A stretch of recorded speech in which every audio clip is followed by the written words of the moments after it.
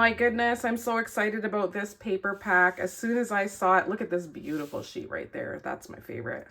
As soon as I saw this paper pack in the scrapbooking flyer, I was just so happy to see it. I was like, this is my jam. It's the colors, but it's also the style of paper pack.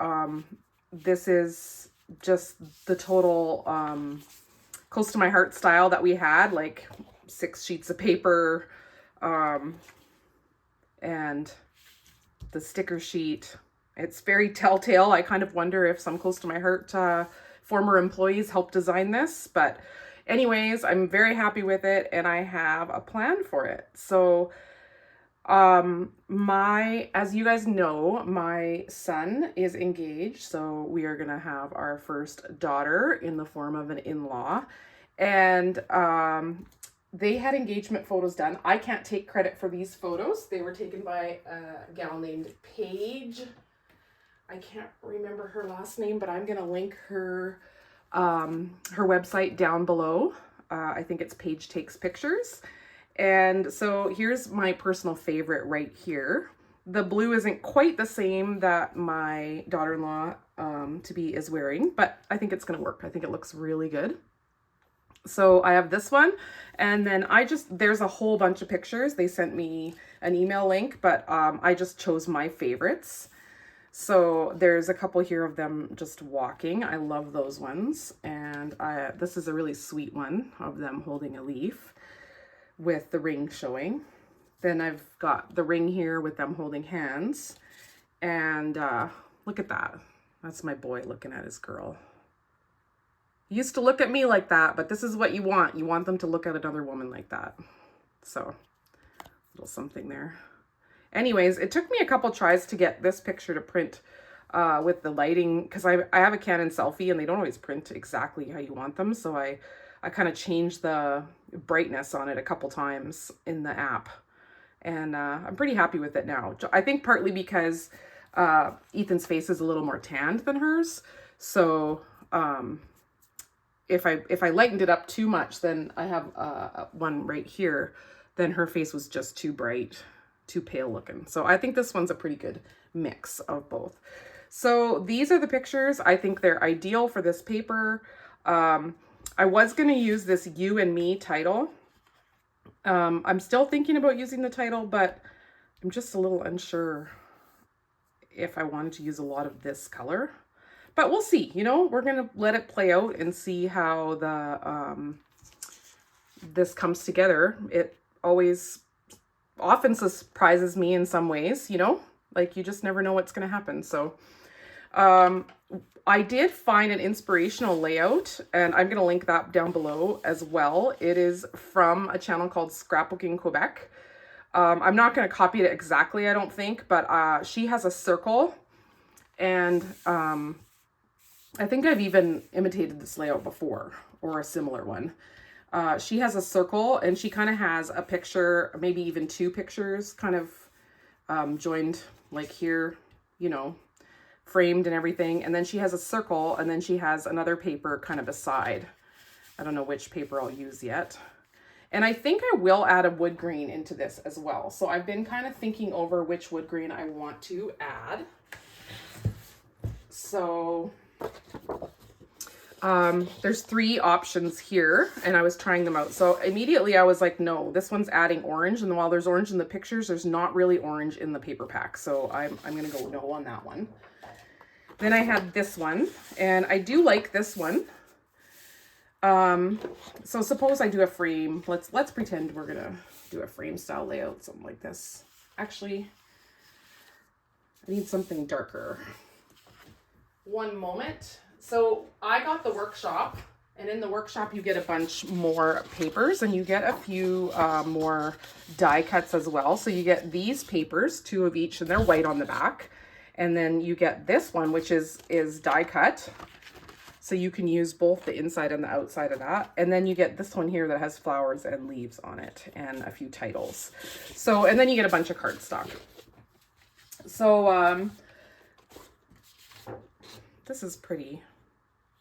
I don't know. I don't know for sure if I want to use that one. I kind of have been thinking about it, and I do think I like this one. I think it really goes well with the backgrounds in the pictures. So I was thinking of having that as a frame in the frame style kind of layout, and then having a circle here, and maybe having it also peeking through the circle with these guys kind of sitting on the edge. And Dorothy on Scrapbooking Quebec actually has yellow in the background as well, but I'm not sure I'm going to love that. So I do think I want to definitely use this for what I'm going to cut the circle in. So I think I'll cut the circle and then I'll try it on the different things and see which one I like the best. But I got a little distracted there. I also wanted to decide on wood grain. So I like this wood grain very much.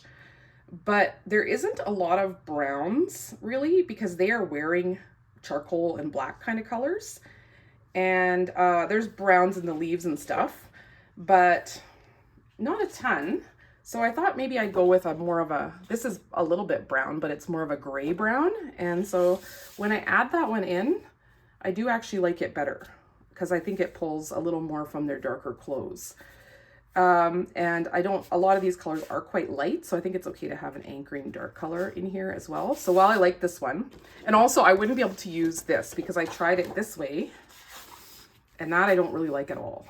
So I'd have to only use the dark side, and in that case, I may as well just use this one. I used the Creative Memory circle cutting system to cut circles. It's my favorite system that I've tried. I do sometimes use dies as well, but I do find that you can get almost any size circle with this system. So I'm going to cut the circle out and then have the colored paper peeking through. So I'm just trying the other colors to see if I want wood grain or what I want. I end up settling on one of the other papers in this pack. It's yellow and it looks like it has a bunch of little stars on it.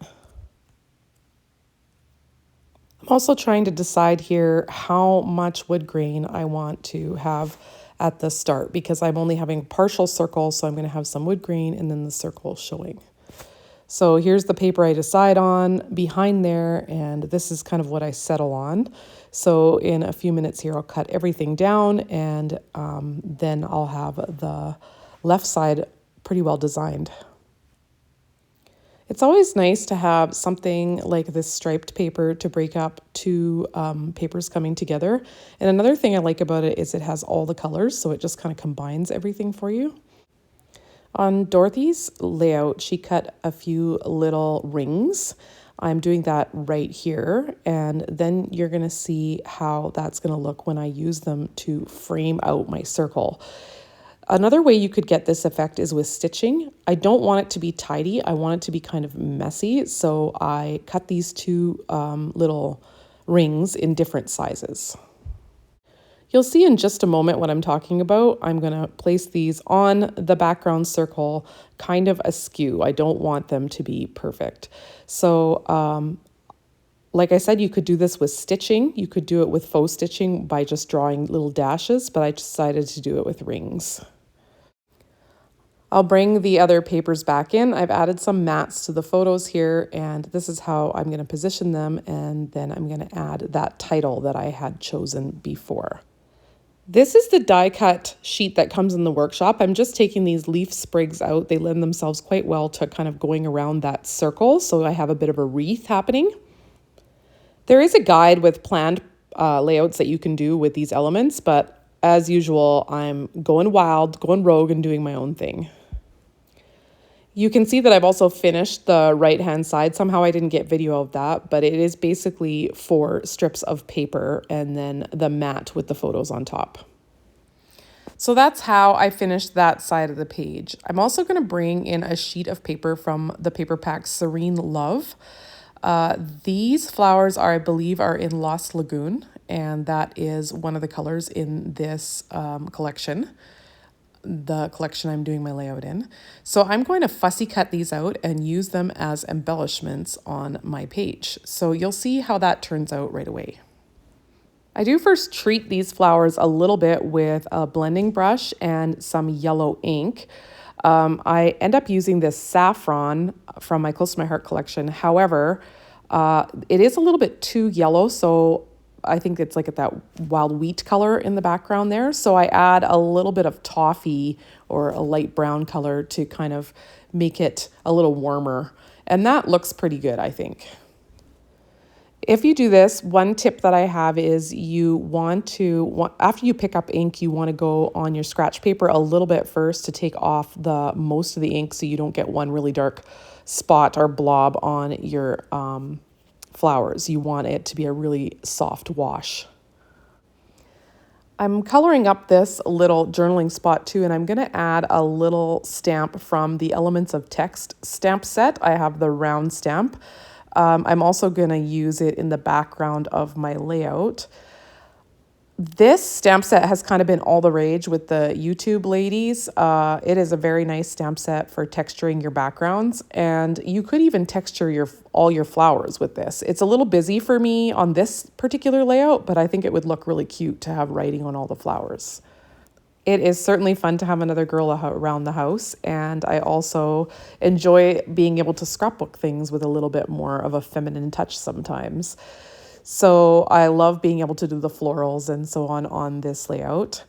They had these pictures done by someone, and I believe her website is Paige Takes Pictures. I will link it down below so you can look it up if you want to, if you live in Alberta. I was actually kind of happy this was a cling stamp because I didn't have to flip over my Versamat to get the spongy side, which is what I normally do for the photopolymer stamps.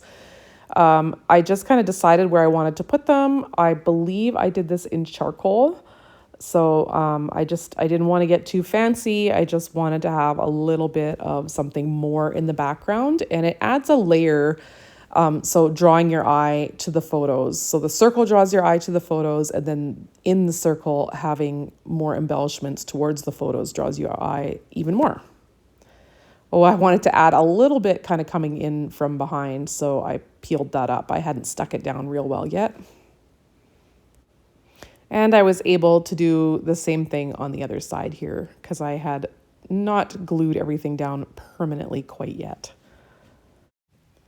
I'm just going to bring that sheet back in and stamp on one of those flowers to kind of show you what it would look like if you did text in the background of a flower. So it looks pretty neat, actually. This is where I thought they were a little bit too much of a bright yellow, and I added in a little bit of toffee ink to get them to be a little bit more warm. I'm going to start placing them. I did cut the leaves that were included on the paper off, like these little flower clusters had leaves. I either cut them off or hid them underneath because I wanted to use the leaves from the die cuts.